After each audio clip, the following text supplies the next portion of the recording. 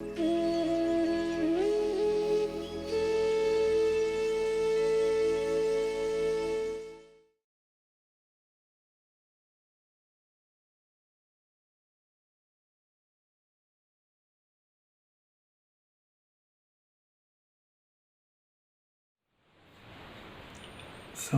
experience, some bit of knowledge has impacted you and convinced you that scholarship is a great thing, that knowledgeability is very, very important. You have made it a part of your identity. You have given it a very high place in the list of things that define an individual. So when you find that you are not able to have the identity of your choice, it inflicts hesitation, a little bit of guilt probably, and sometimes maybe even shame. It's all because somebody has, when I say somebody, I do not necessarily mean a person. When I say somebody, it might also refer to a situation. Somebody has drilled it deep into you that the highest I is probably a university professor who knows everything, who is very scholarly, who asks deep questions, and who is, of course, the next Nobel laureate. We all obviously aspire to reach the highest, but only that which is truly high must occupy the chair of the highest.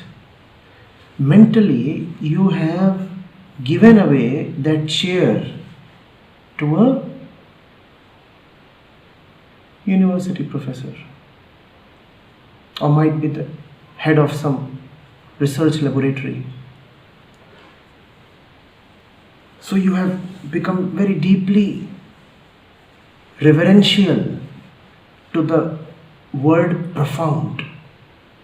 It's almost like worship. Instead of worshipping the truth, now you are worshipping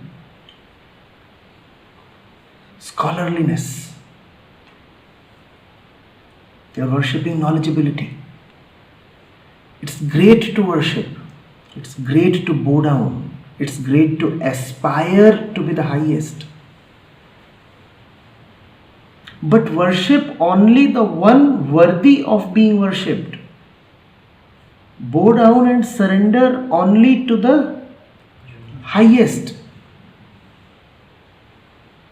And knowledgeability is not the highest. I'm sure you have given and received love in your life. Yes. If not much, then a little. If not always, then sometimes. That's true. None of us choose love on the basis of knowledgeability.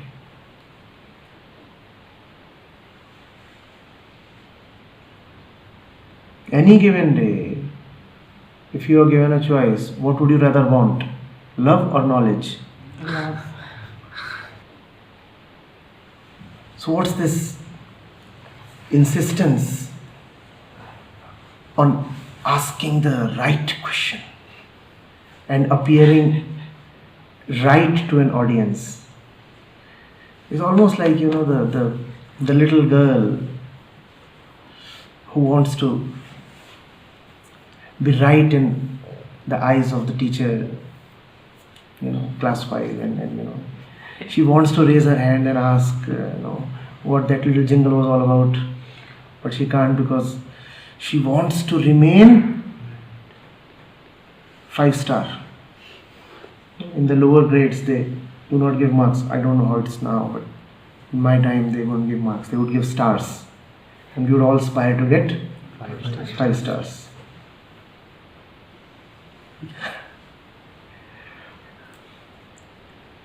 You must first of all be congratulated that there is something high that you are looking up to.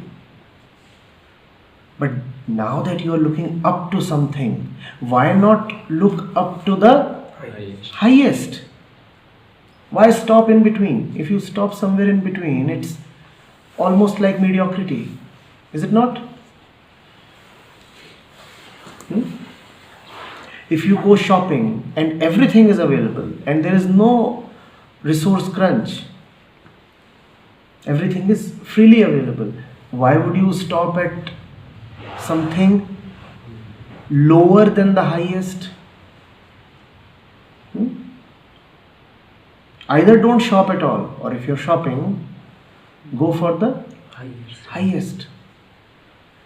The highest is the heart. Don't ask a profound question.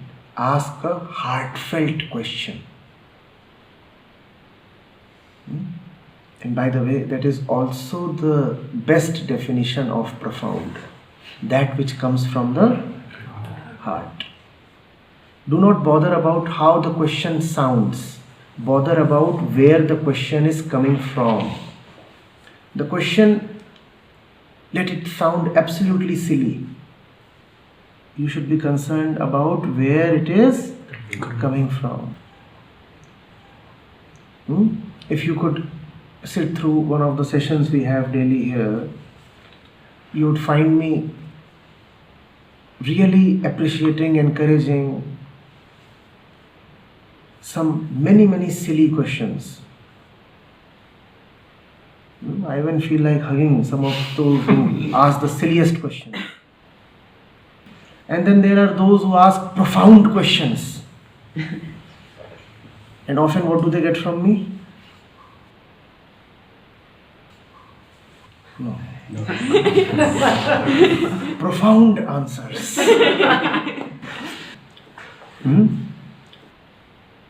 What would they rather have? A hug or a profound answer? That's the punishment I give for asking a profound question. You ask me a profound question and I'll give you a profound answer. You ask me a silly question and I'll give you a silly hug.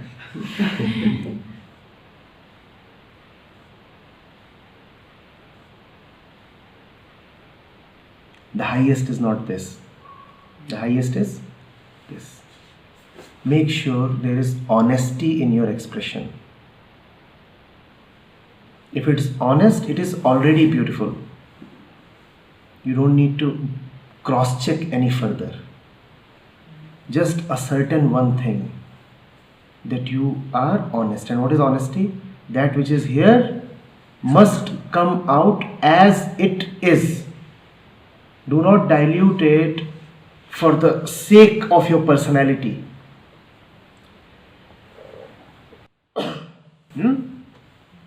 And totally forget how it is going to sound or appear.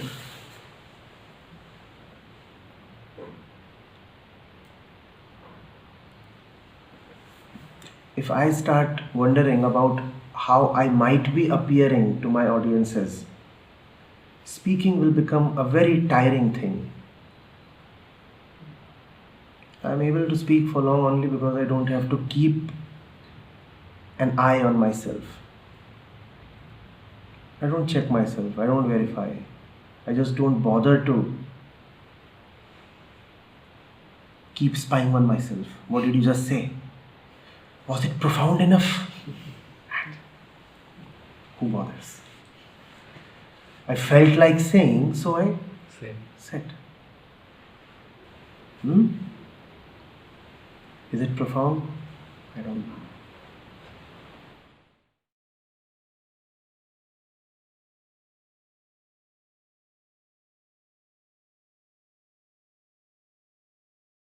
to make a decision,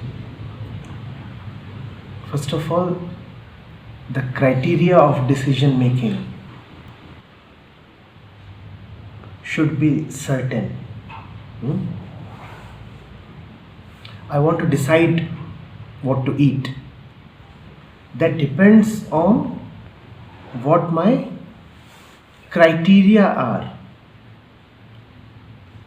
If the criteria is carbohydrates, I want to have the maximum carbs, then I will choose one thing. The decision has been made by the criteria. If the criteria is spiciness, I want something quite spicy, then I will choose one thing.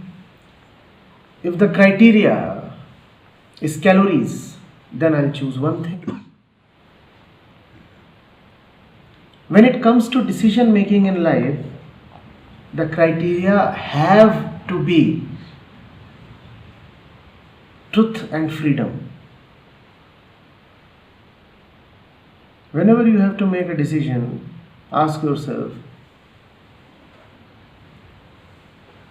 which road would enhance my freedom and which road would diminish it? And there can be 100 other criteria. Ignore them. Even in the smallest of decisions,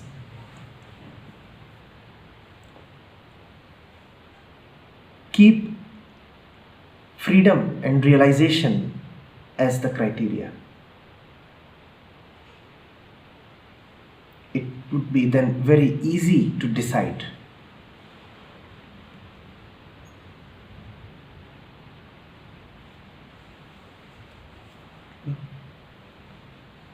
There are many other things that appeal. Your criteria is, what appeals to you. If the criteria is spiciness, then sensual pleasure appeals to you. If the criteria is physical fitness, then physical health is what appeals to you. Figure out what is worth keeping and promoting. Have respect for freedom. And when you have respect for freedom, then you measure all your actions against the criteria of freedom. You say, it doesn't matter what the new thing is going to bring to me in terms of comfort or prestige or money. Even if that matters, that is secondary. I need to be sure what the new thing is going to bring to me in terms of my freedom.